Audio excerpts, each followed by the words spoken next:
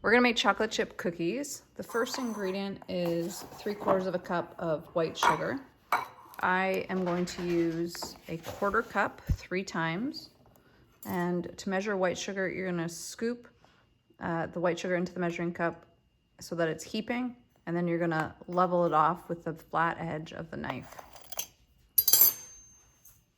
For the brown sugar, you need the same amount. So you're gonna spoon the brown sugar into your measuring cup, and it's a slightly different process than the white sugar because you're gonna pack it down.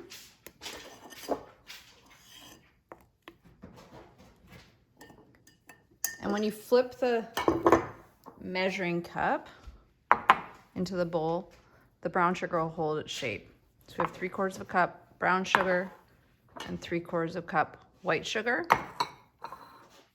The next ingredient is margarine, and we're using 1 cup of margarine. I use these blocks, they're already pre-measured. This is what we have in class. So this is a 1/2 cup and this is a 1/2 cup, so we have 1 cup total. The next thing we're gonna measure is vanilla. We're gonna do it over a bowl, like an excess bowl, so that if we spill it, it doesn't matter. So we need 1 teaspoon. I didn't spill it, so I'm gonna use this bowl to store it until I'm ready. I've cracked an egg into a separate bowl. It's always important to use a separate bowl when you're cracking an egg, because if you get shells, it won't go right into your mix of whatever you're making. This way you can pull the shells out of this dish before you add it to the other ingredients. I've preheated my oven to 375, and I'm going to mix together my 2 sugars. So there's my white sugar, my brown sugar, my margarine,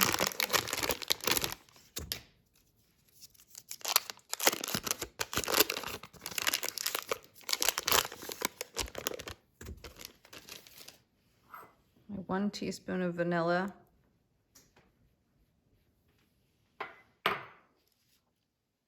and my 1 egg.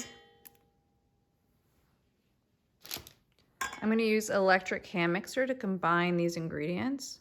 Really, what this is called creaming your butter or margarine with your sugar.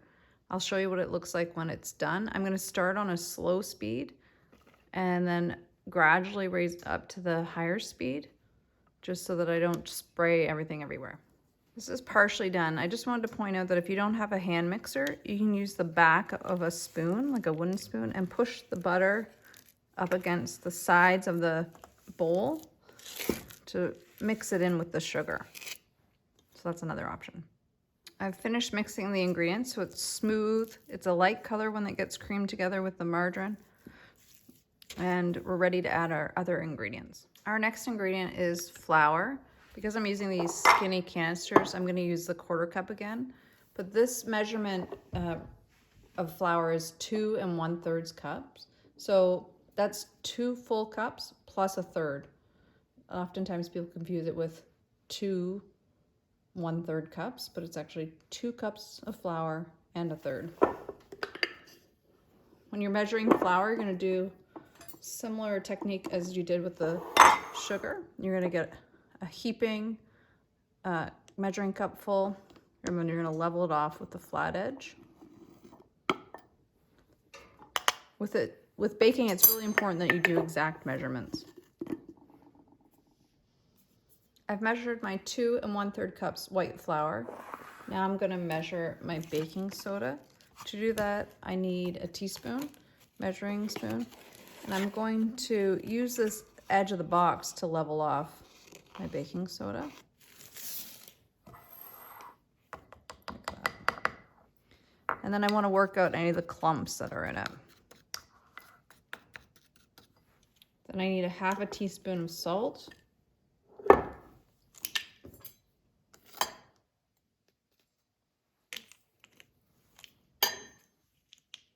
And 1 package of chocolate chips. So 1 package of chocolate chips is the equivalent of 2 cups of chocolate chips. So I buy mine in bulk. So 1 package is actually like one of the smaller packages you can buy. So I'm just going to measure 2 cups of this. When measuring chocolate chips, we're going to take the measuring cup you're using, which I have a 1 cup measure. Scoop the chocolate chips so they're heaping, and then shake it off until it's level.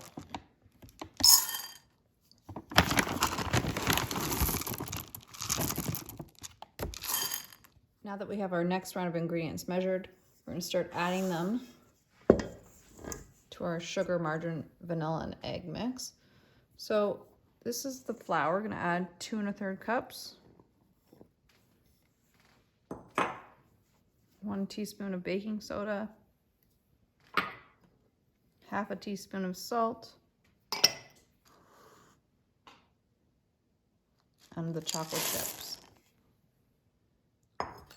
We'll stir to combine. It's always a good idea to start from the outside of the bowl and work your way in.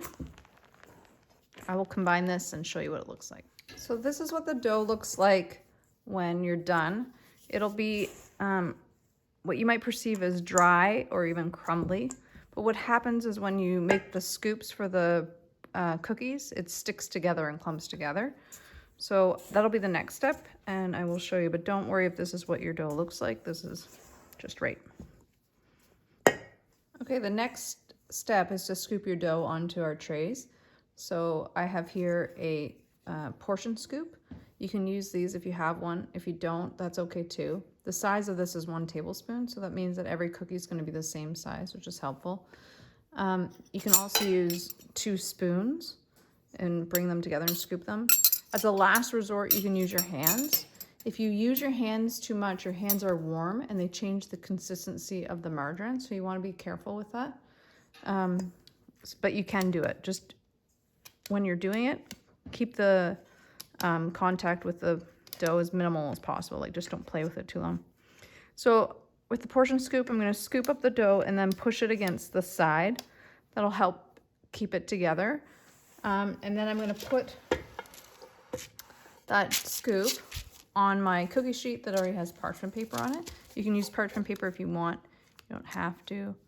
But that is 1 scoop there.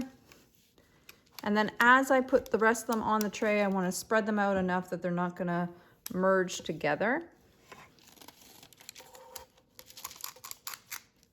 There you go. So I'll fill up my trays. This should make almost a couple dozen cookies. So there should be lots, and I'll show you when I'm done. Okay, these are my final product. The way that you know that the chocolate chip cookies are done is they start to go golden brown along the edges. Mine made a ton. I think I have 24 plus 8. I have 32 cookies. The bottoms look done. That's one way to tell too. It's still pretty warm, so just be careful. They're going to continue to cook after you take them out of the oven, so that's something to be aware of.